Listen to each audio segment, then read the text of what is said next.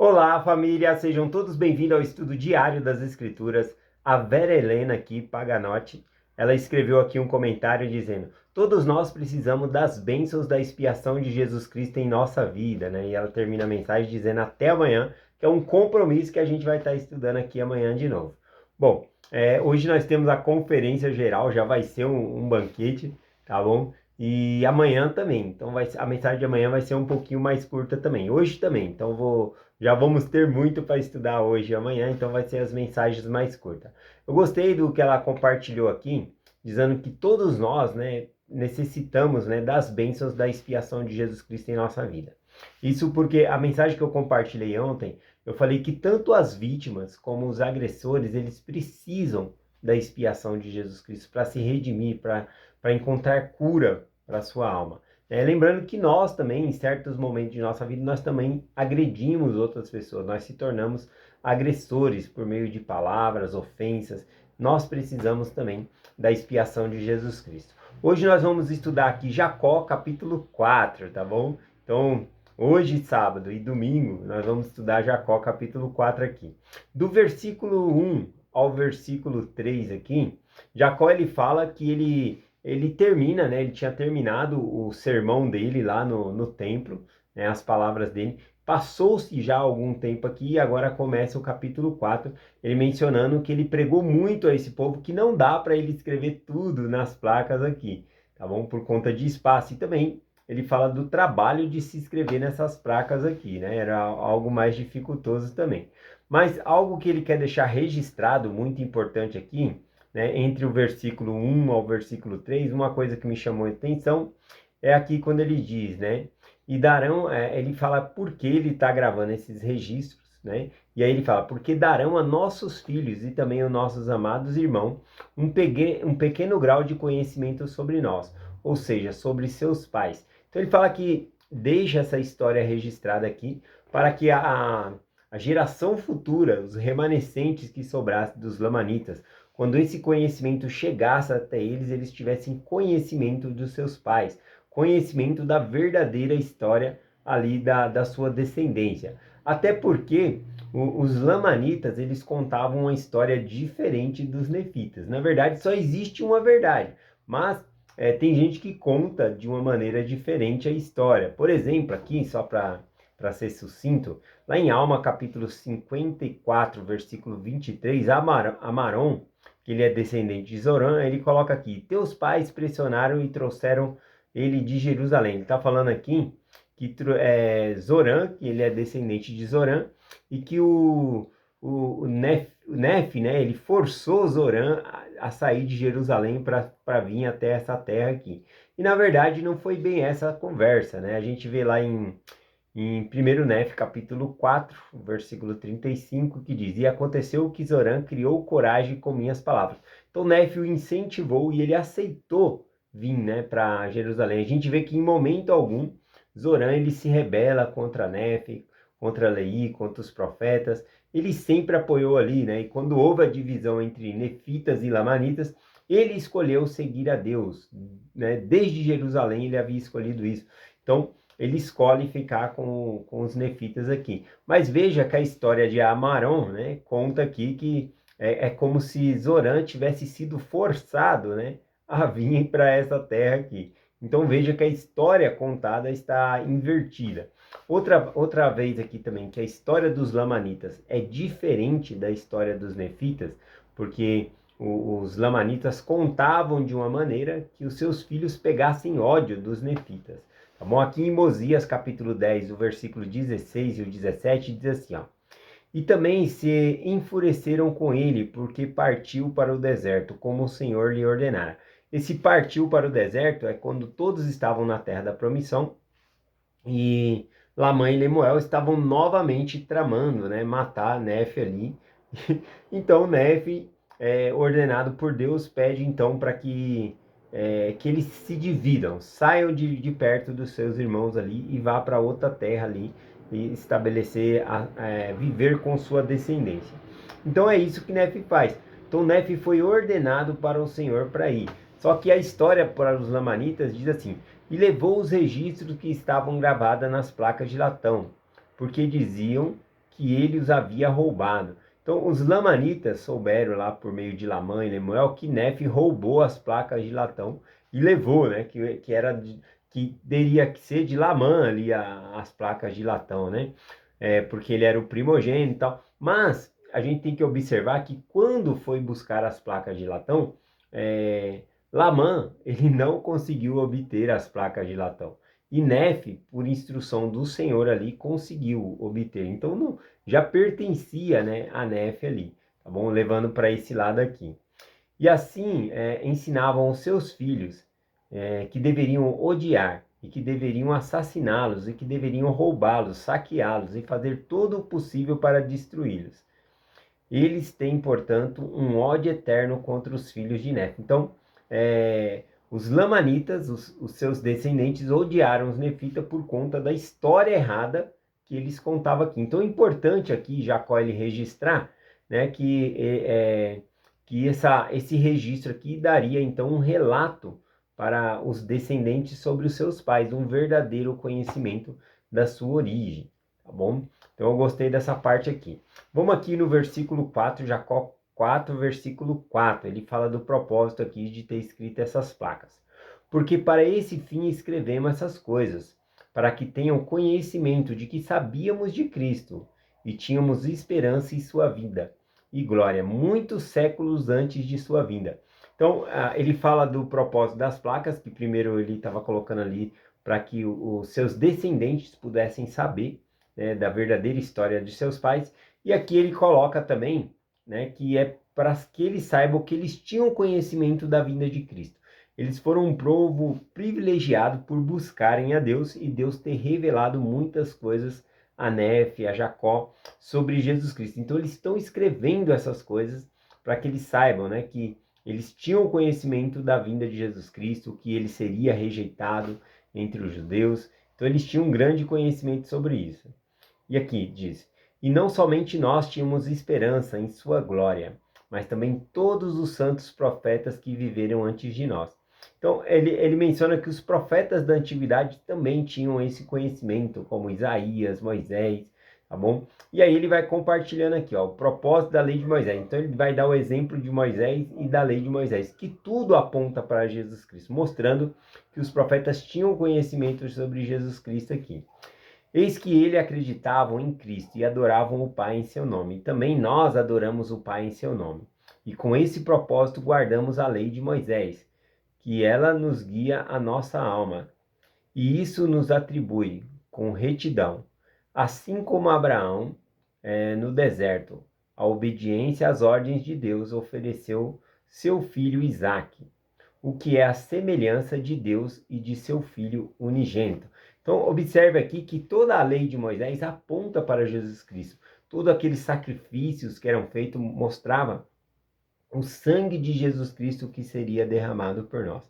Então, Moisés ele tinha conhecimento dessas coisas e aqui o povo guardava a lei de Moisés, mas sabendo, né, já sobre Jesus Cristo. Esse é um ponto interessante aqui. E aqui também ele coloca o exemplo de Abraão, né? Que Abraão ele foi obediente em sacrificar ali, né? Em receber o mandamento de sacrificar o seu filho. E aí, então, ele fala aqui que isso é um exemplo, né? Ou seja, é a semelhança de Deus e o seu filho unigênito. Então, o sacrifício que não ocorreu da parte de Abraão, claro que mentalmente, né? Abraão sofreu por levar o seu filho para ser sacrificado, todas as coisas, mas na hora H ali, o Senhor reteve, né, por meio de um anjo, a mão de Abraão ali para que ele não sacrificasse o seu filho. Mas, em contrapartida, aquilo ensinava de um pai sacrificando o filho. De maneira semelhante, o Pai Celestial sacrificaria seu filho. E a maneira que está escrita aqui por Jacó fala que é um sacrifício duplo, né? Porque tem o sacrifício que Cristo foi sacrificado por nós, mas tem o sacrifício do Pai ver o seu filho ser sacrificado por nós. Por isso que no finalzinho do versículo ele diz assim, que é a semelhança de Deus e de seu filho unigênito. Então, é a semelhança do sacrifício duplo, o sacrifício tanto do pai como do filho ali. Nós, como pais, né, muitas vezes vendo nossos filhos sofrer, a gente desejaria estar no lugar deles para que eles não sofressem. Imagina o Pai Celestial vendo a angústia e dor do seu filho ali.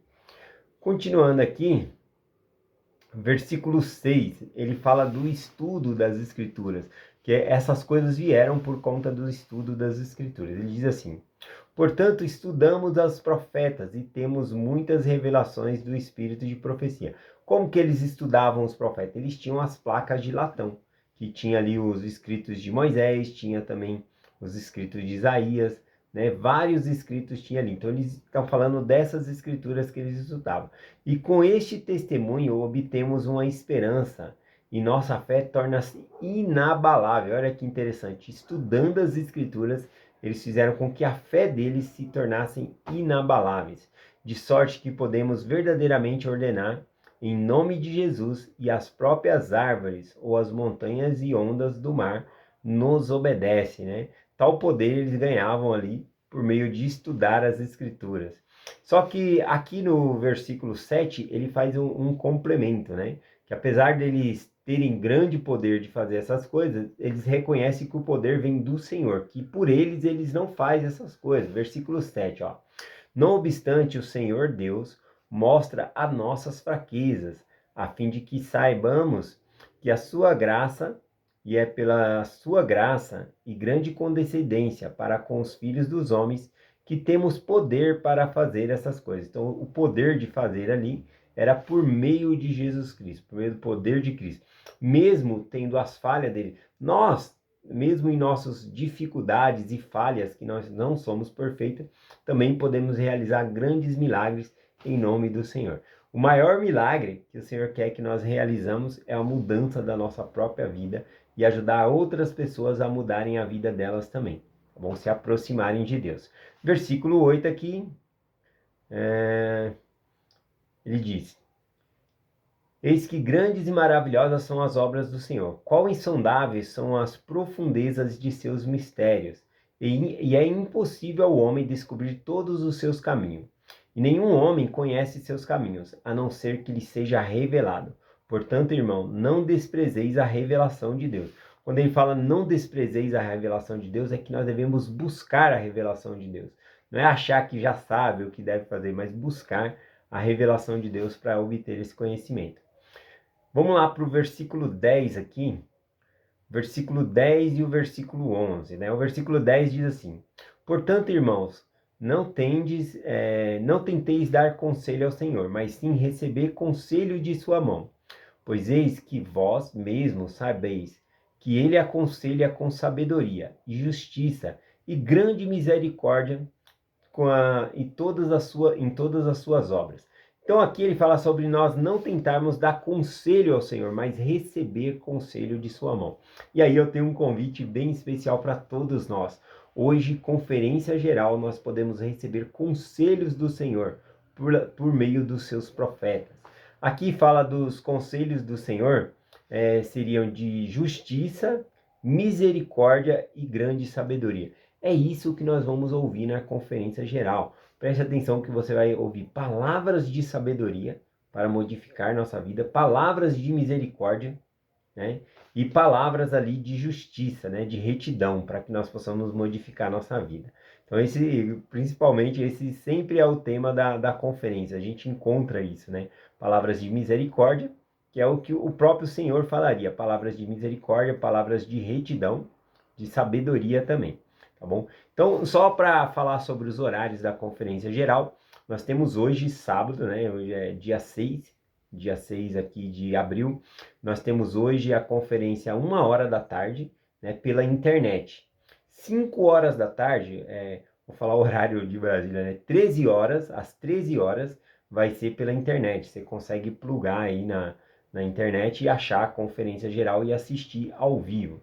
Também, às 17h nós temos por meio da televisão, por meio da Rede TV, tá bom? Pode ligar aí que vai passar às 17h na Rede TV. E hoje ainda no sábado, às 21h, vai ter uma sessão. Antigamente essa sessão se chamava sessão do sacerdócio, tá bom? Mas não, depois passou a ser uma sessão do sacerdócio e outra das mulheres. E agora não, é tudo junto. Essa sessão é para tanto os homens como as mulheres, tá bom? Vai ser pela internet também. Então, no sábado nós temos 3 sessões, repetindo. Às 13h, né, pela internet, às 17 horas pela Rede TV e às 21 horas pela internet também. Já no domingo nós temos duas sessões, às 13 horas vai ter pela Rede TV, né, de televisão, e também às 17 horas pela Rede TV de televisão, tá bom? A Rede TV lá. Então é isso, né? Nós vamos ouvir palavras de misericórdia, palavras de retidão e palavras de sabedoria por meio dos servos do Senhor.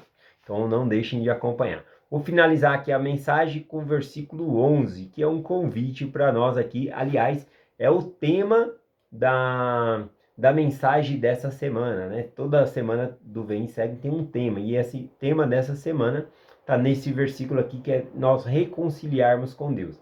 A gente tem estudado desde o capítulo 1, falando das ofensas que fazemos contra Deus quando nós colocamos o nosso coração no dinheiro, orgulho, né? Falou sobre pecados, quebrar a lei da castidade, e nós devemos nos reconciliar com o Senhor, tá bom? Então aqui no versículo 11 diz: portanto, amado irmão, reconciliai-vos com ele pela expiação de Cristo, seu Filho unigênito, e podereis obter a ressurreição, de acordo com o poder da ressurreição que está em Cristo, e serdes apresentado como as primícias de Cristo e Deus.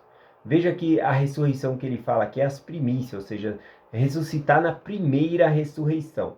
Esse é o objetivo, tá bom? Para que nós possamos viver no milênio ali, junto já com o nosso Salvador Jesus Cristo. E ser apresentados com uma primícia de Cristo e de Deus, tendo a fé e havendo obtido esperança em glória nele, antes que se manifeste na carne. Então, o tema principal aqui é reconciliar-vos com ele pela expiação de Jesus Cristo. Por meio do grande sacrifício de Jesus Cristo, nós podemos ser perdoados e se reconciliar com o Senhor para viver na presença dele e ressuscitar na primeira ressurreição e estar com o Senhor, tá bom? É essa a mensagem que eu compartilho com vocês, em nome de Jesus Cristo. Amém. Até amanhã.